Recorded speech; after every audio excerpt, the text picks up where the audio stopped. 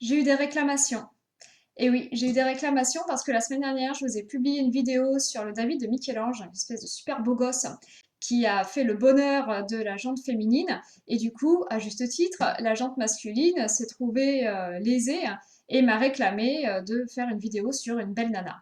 Donc j'ai réfléchi et je me suis demandé mais quelle belle nana je pourrais bien présenter. Et assez rapidement m'est venue l'idée de faire une vidéo sur la naissance de Vénus d'Alexandre Cabanel. Donc c'est une peinture qui mesure un peu plus de 2 mètres de large, qui a été présentée au salon de 1863 et que vous pouvez voir au musée d'Orsay.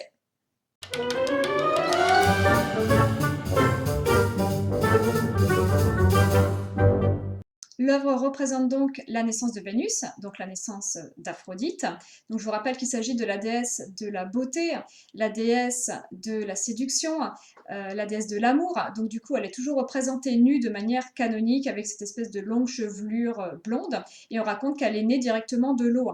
Donc généralement, quand on représente la naissance de Vénus, elle est de manière canonique plutôt représentée sur une coquille, comme dans la naissance de Botticelli par exemple. Alors qu'ici, l'originalité un petit peu de Cabanel, c'est d'avoir fait une naissance de Vénus qui soit complètement allongée, où elle est allongée sur l'eau, et donc on se retrouve avec un tableau horizontal, ce qui est plutôt inhabituel. Généralement, c'est plutôt des tableaux verticaux, les naissances de Vénus. Si vous allez au musée d'Orsay, actuellement dans la même salle que le Cabanel, vous avez une naissance de Vénus par William Bouguereau, qui est plus traditionnelle et qui est donc représentée verticale.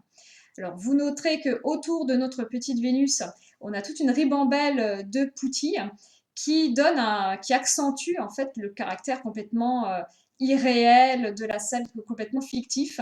On voit qu'on n'est pas du tout dans une scène de l'époque du 19e siècle, on n'est pas dans une scène contemporaine, on est dans un monde complètement rêvé, complètement irréel.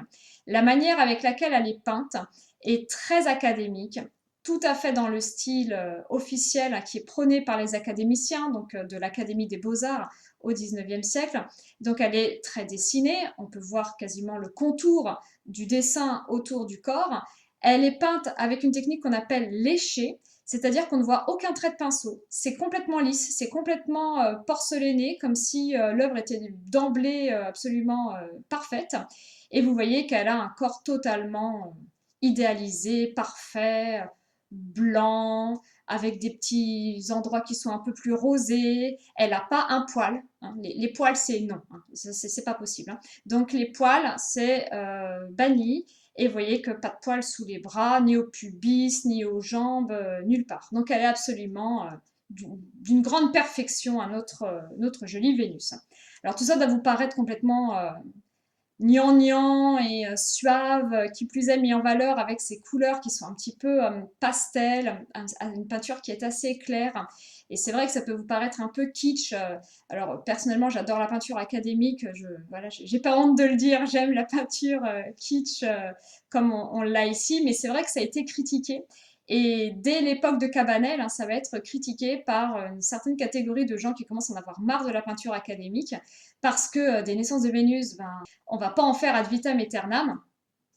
On en fait depuis le XVIe siècle hein, déjà des naissances de Vénus, et à un moment donné, il va bien falloir passer à autre chose et commencer à représenter le monde qui nous entoure, à représenter le monde contemporain.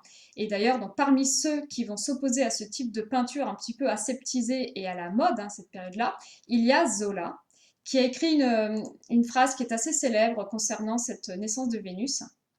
La déesse noyée dans un fleuve de lait a l'air d'une délicieuse lorette, donc une femme élégante. Non pas en chair et en os, ça serait indécent, mais en une sorte de pâte d'amande blanche et rose.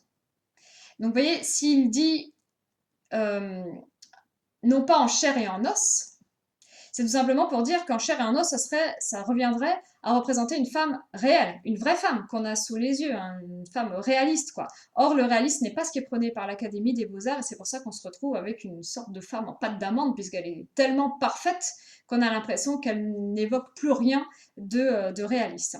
Mais le fait est qu'il faut bien avoir en tête que à cette époque-là, ça c'est considéré comme de la très grande peinture. Et la majorité des gens prônent ce type d'œuvre. D'ailleurs, elle sera achetée par l'empereur Napoléon III lui-même pour une somme énormissime à l'époque. Donc, des artistes inconnus aujourd'hui comme Cabanel étaient des superstars au XIXe siècle et les artistes qui se vendaient le plus cher. Mais comme je vous le disais, on va se retrouver aussi avec des artistes qui commencent à prôner une peinture plus moderne. Et cette peinture, on l'oppose volontiers du coup au Déjeuner sur l'herbe de Manet, puisque les deux ont été créés en 1863.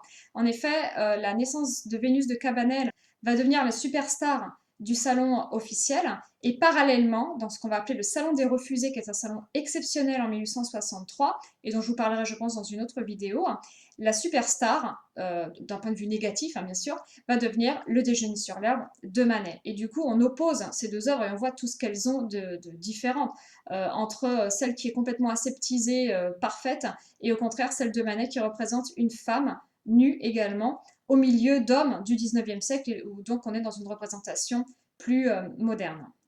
En tout cas, vous noterez la manière de représenter cette Vénus qui est complètement, comme je vous disais, aseptisée et aussi érotisée. C'est une œuvre qui est extrêmement sensuelle. Enfin, franchement, elle a une drôle de position pour quelqu'un qui est en train de prendre naissance ou en train de s'éveiller.